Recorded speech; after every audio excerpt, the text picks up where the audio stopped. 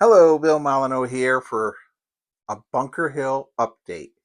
I get a lot of people ask me where the heck Goober is. Well, he's up there on Breeds Hill in the Redoubt, and he will be wearing his Chucklehead shirt Saturday at the special war game event in Leesburg, Virginia. But I don't talk a lot about rules. I do talk a lot about Donald Featherstone in his books. But you know what? I had a couple people already ask, what rule system are you going to use?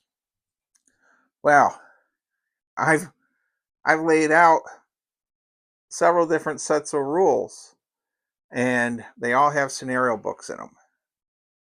So let's start off with Donald Featherstone's American War for Independence. As you know, I'm a huge fan of Donald Featherstone. Sadly, a lot of people of the younger generation, they have no idea who he is. But of course, this book is phenomenal. Besides having two different sets of rules, it has the scenarios of many of the conflicts, and I'm just trying to find one here. The Brandywine one um, is very good. He scopes it down into a very nice able. You can play it on a 6x10 with no issues. All right, so we have Donald Featherstone. All right, we'll get this out of the way. Um, the great wargamer himself, Jim McGoglin. Sorry about the last name. He lives for British Grenadier. Now, for me, British Grenadier is a little is a little more detailed than I like to use at times, but it is a phenomenal rule set, and you really can't go wrong with British Grenadier. Okay, and this is just the play sheet. Now, The White of Their Eyes by the Canadian Wargame Group.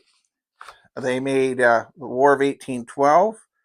They also made the French Indian War one, and of course, the Bunker Hill one. Now, Bunker Hill, they list their units and all, just like British Grenadier has their scenarios. Let's do the back row. This is an old rule set. The okay, and we used to use this a little bit in the Gettysburg area gamers. It was a little more complex, but I think it was Chris Monzi on our group that liked this set. It sometimes was a little bit more in depth than what our 3-hour war game Thursday nights could do.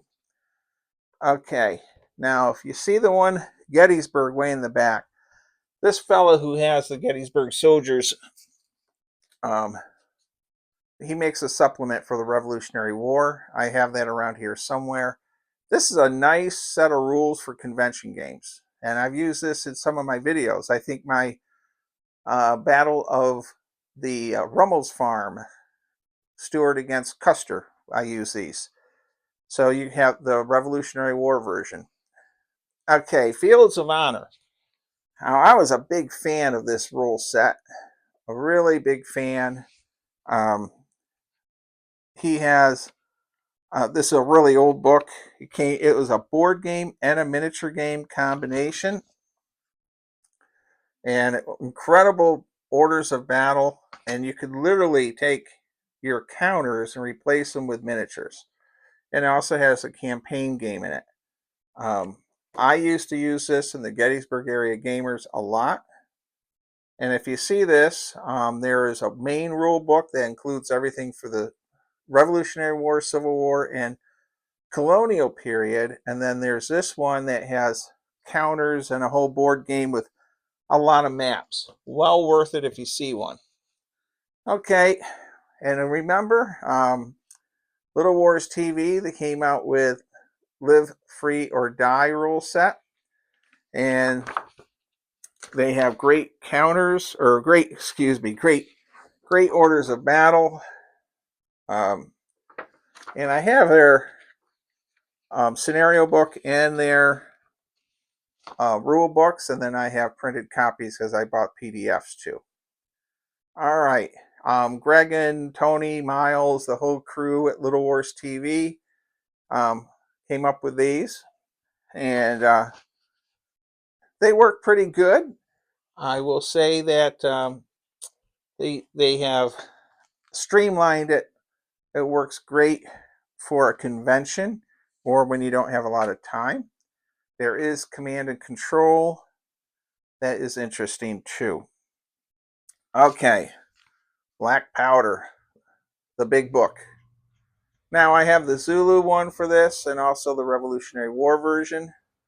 Um, Black Black Powder is, some people love it, some people hate it, but I gotta say one thing about it. They sure put a lot of nice pictures in it.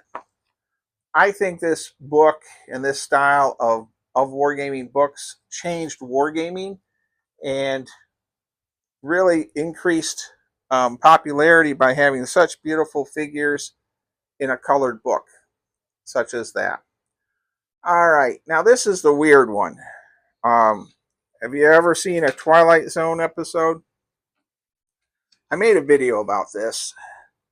So many years ago, I bought Redcoat at Gilbert's Hobby Shop when I was in about 10th grade in Gettysburg, Pennsylvania. Okay, over the years, at flea markets and such, I sold it. And then last year, and Redcoat came with a miniatures game, a historic analysis, and a campaign game.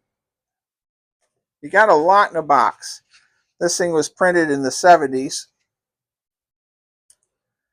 However, in the box, get ready for it, Twilight Zone, there I am, 1980, with my father. And that gun battery sits on the first day's battlefield, and on the left where my thumb is, that was a Ford car dealership. And it's no longer there. And, oh, it says Bill and Billy 1979. Now this was in the box. That's right. How bizarre was that? That this had been in that Redcoat box from whenever I put it in there when I bought this, and then somehow I sold it or traded it at a flea market. And that's the story of Redcoat. And I do think it's an interesting story. And look at my hair. I had a lot of hair and I was thin then. And I'm wearing a Vestal Golden Bears coat from Vestal, New York. Well, we covered a lot here. I'm thinking I'll use maybe Little Wars TV, Live Free or Die, or maybe my Donald Featherstone homebrew rules. Probably not Redcoat, believe it or not. In that time period, um, they really used a lot of detailed charts and math. And I don't know why, but they used a lot of percentages. Um, also with the Napoleonics in that time period. Okay, well, that's it on my rules. Leave a comment. What's your favorite Rev War rules? There's a lot of them out there. I could have dug out more too. And this weekend we'll be at the special war game event. By the way, the Mr. Tim is a veteran, and so isn't his wife. And we are looking forward to that. And if we have time, we're going to do a video of Ball's Bluff. And that battlefield's right down the road from his house. All right. So I hope you enjoyed this little talk about our rule books. I thought since I had several people ask me what I was going to use. And more than likely, maybe we'll just use Donald Featherstone rules. Stay safe, be kind, be courteous, and look for a lot of videos this weekend to help to raise money for Braddock's Battlefield History Center.